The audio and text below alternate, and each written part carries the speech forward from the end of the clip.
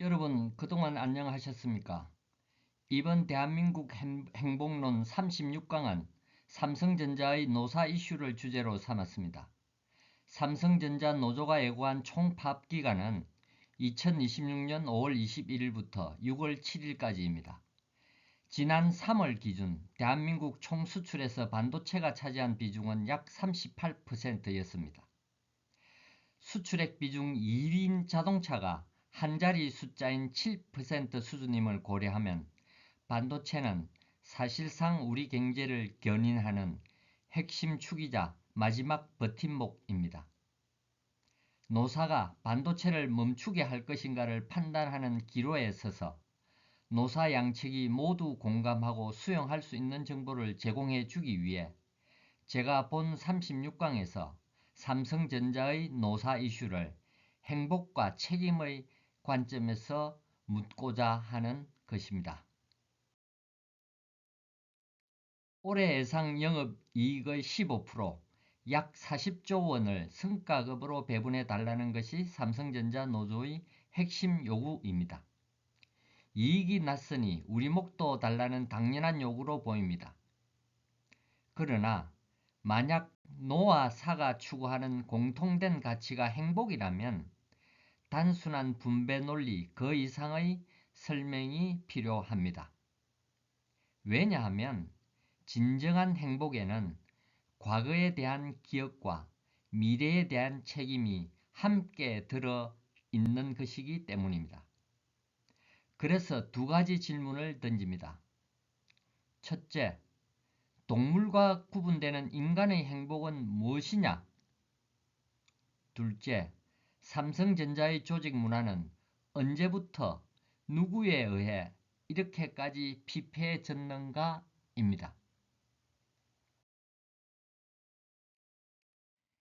과거와 미래가 없이 현재 이 순간만을 사는 동물에게는 죄라는 개념이 성립하지 않습니다. 굶주린 사자가 사슴을 죽인다고 해서 죄라고 말하지 않지요. 현재 이 순간의 허기를 채우기 위한 본능적 행동이기 때문입니다. 하지만 인간은 다릅니다. 현재의 욕망 충족에 있어서 과거에 대한 기억과 미래에 대한 책임이 있기 때문입니다. 그 기억과 책임을 우리는 도덕, 양심 또는 인간다움이라고 부릅니다. 요컨대 인간의 행복은 현재 이 순간만의 욕망 충족에 그칠 수 없고 과거와 미래를 동시에 생각하는 책임 있는 행복이어야만 지속 가능하다는 것입니다. 과거, 기억의 관점으로 돌아가 보겠습니다. 1983년 이병철 회장이 반도체 신규 사업 진출을 선언하고 1984년 삼성의 64K DRAM 생산과 수출이 시작되자 곧바로 일본 선발사들의 저가 공세가 시작됩니다. 4달러 수준이던 판매 가격은 1985년 중반 약 30센트까지 폭락했습니다. 당시 삼성의 원가가 약 1달러 70센트였으니 원가의 5분의 1에도 못 미치는 가격에 팔아야만 했습니다. 삼성전자 혼자서는 도저히 감당할 수 없는 적자가 쌓였고 그룹 전체가 반도체 사업에 인공호흡기를 떼야 하는 상황이 되었습니다.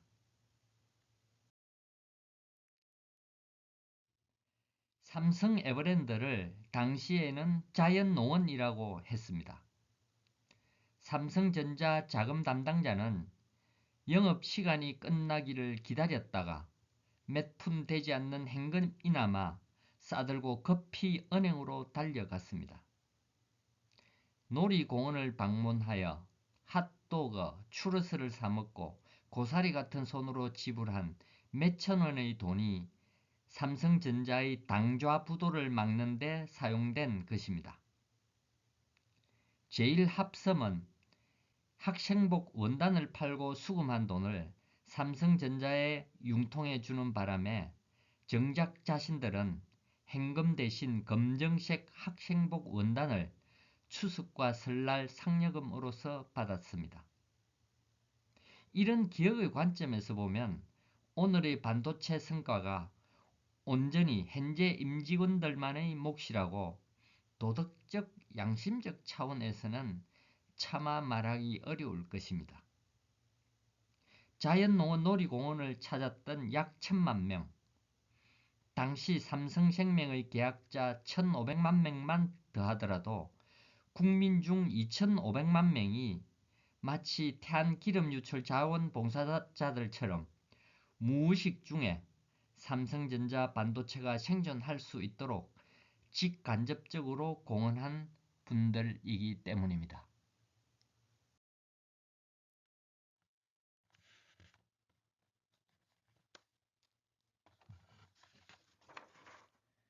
이제 동물은 없어도 되지만 인간에게는 있어야 하는 미래를 향한 책임을 살펴보겠습니다. SK하이닉스의 2025년 연간 영업이익은 약 47조 원입니다. 그러나 반도체업의 특성상 이익이 낮다는 말을 현금이 그대로 남는다는 뜻으로 해석하면 안 됩니다. 제품 수명이 짧아 다음 세대 공정과 장비에 다시 대규모 투자를 해야 하는데 이미 투자된 기존 설비들에 대한 감가상각은 계속됩니다. 따라서 영업이익의 절반 안팎, 경우에 따라 60%에 가까운 금액은 차세대 설비와 공정에 계속 투입되어야만 생존과 성장이 보장됩니다. 현재 이 순간의 직원들이 이익을 모두 챙겨버리면 미래 젊은 세대의 취업 기회와 기술 리더십이 좁아지거나 아예 없어져 버릴 수도 있는 것이지요. 특히 SK하이닉스처럼 HBM과 D램 중심 회사는 이러한 반도체업의 특성이 두드러집니다. 문호조 경영을 철칙으로 하는 이병철 창업주가 반도체 사업에 진입한 뒤 삼성은 1992년 이후 세계 D램 시장에서 1등 자리를 내주지 않고 지켜왔습니다. 단언컨대 단군 역사 이래의 우리 민족이 한반도 밖의 세계 시장에서 제조업으로 벌어들인 돈이라는 기준으로 보면 반도체 산업보다 더 크게 국가 경제에 기여한 업종은 사실상 없습니다. 그런데 왜 총파업이라든지 노조원과 비노조원 등의 생경한 단어들이 삼성전자에서 나오고 있을까요? 그것은 한마디로 임직원과 경영진의 머리에 돈과 숫자만 가득하고 의미를 상실했기 때문입니다. 좀 더 구체적으로는 노와 사가 함께 추구해야 할 가치와 목표를 찾지 못했기 때문입니다. 그리고 그 주된 원인 제공자는 직원이나 노조원이 아니라 바로 경영진 자신과 굳이 따지자면 우리 사회입니다.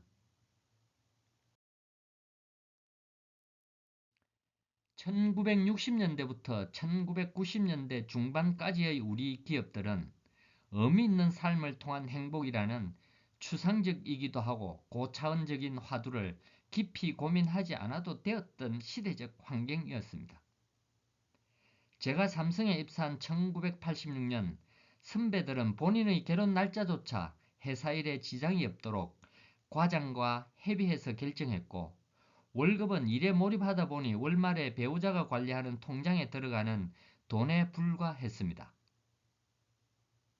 숫자로 제시되는 비전만으로도 회사행 인간, 일에 몰입한 인간이 될 수 있었던 시대였습니다. 그러나 스마트폰으로부터 시작된 AI의 시대, 양자역학의 시대 환경은 경영진과 노조에게 새로운 미션을 부여합니다.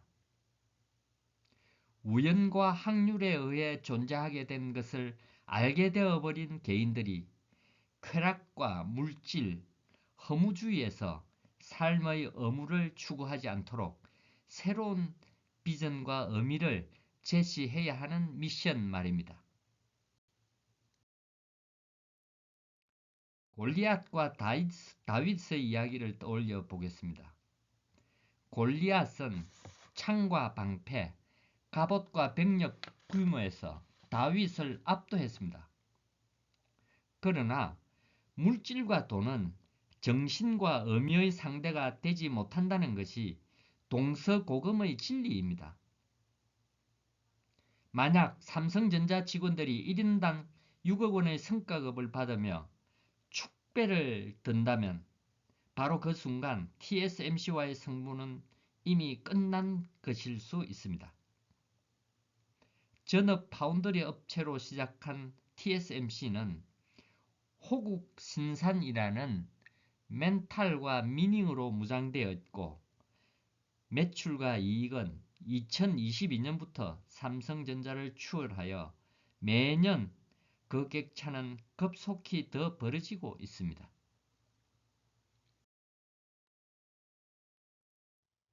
삼성의 고약한 조직 문화 중 하나로 숫자가 곧 인격이라는 농담 속에 함축되어 있는 것입니다. 2005년 조벽 고려대 석좌 교수가 20여 년의 미국 생활을 마치고 귀국한 뒤 경험한 가장 큰 문화적 충격으로 말한 표현이 있습니다. 실력이 없으면 인성이라도 좋아야지 라는 말입니다. 비교할 수 없이 높은 가치를 지닌 인성을 실력과 동일 레벨로 폄하하는 원시적 야만적 사회의 단면을 드러내는 말에 놀란 것이지요. 이것이 기업에서 고스란히 투영된 것이 인격을 숫자와 같이 섞어서 이야기하는 소위 숫자가 곧 인격이라는 말입니다.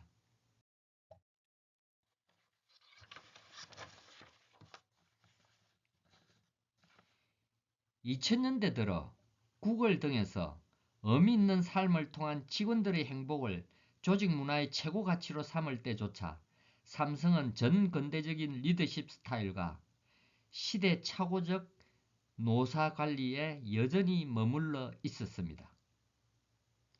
2010년경 제가 삼성전자 전무로 근무하는 후배에게 다음과 같이 질문을 하고 물었습니다. 이제 너희 회사 임직원들도 구글처럼 행복교육 기회에 노출되어야 하지 않느냐?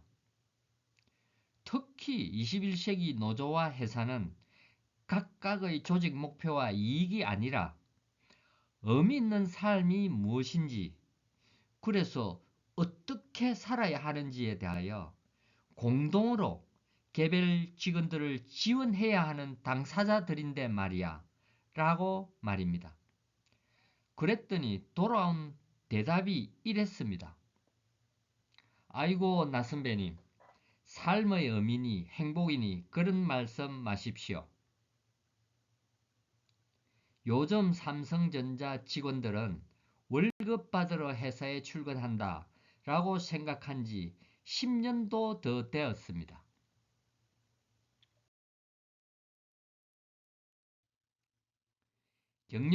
경영진이 숫자라는 경영 성과만 편식하면 직원은 당연히 월급은 얼마 줄 건데 라고 할 수밖에 없습니다.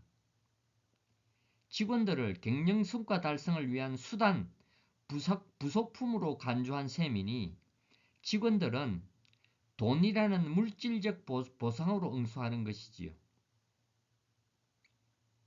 올해가 삼성그룹 창립 88주년인데 월급 받으러 회사에 출근한다는 조직 문화가 창궐하는 지금의 현상은 창립 후 60년 동안은 없었던 현상입니다.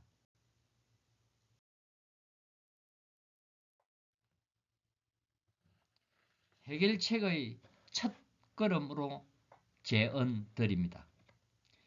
이제부터는 사장들이 결제판을 들고 서초사옥 본사에 찾아가면 다음과 같은 수준 낮은 질문 패턴은 사장들에게 하지 말기 바랍니다.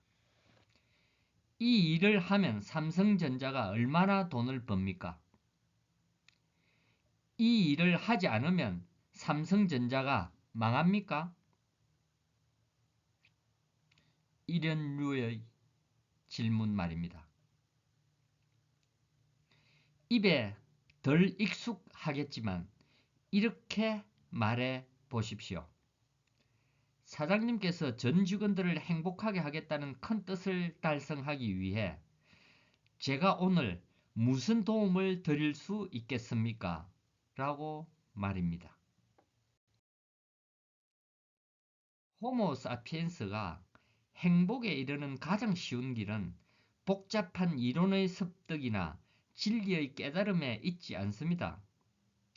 오직 단순한 행위를 얼마나 오랫동안 반복하느냐에 달려 있습니다. 일단 실행하기 쉬운 두 가지 아이디어를 드리겠습니다. 첫째, 매일 그날 있었던 감사한 점 3가지를 적어 보십시오. 둘째, 하루에 한 가지씩 선행을 실천하는 일일 루틴을 습관화해 보는 것입니다. 특히 선행의 습관화는 의미 있는 삶과 직접적으로 연결되어 있습니다. 이상 들어주셔서 감사합니다. 행복하고 보람된 하루 되시기 바랍니다.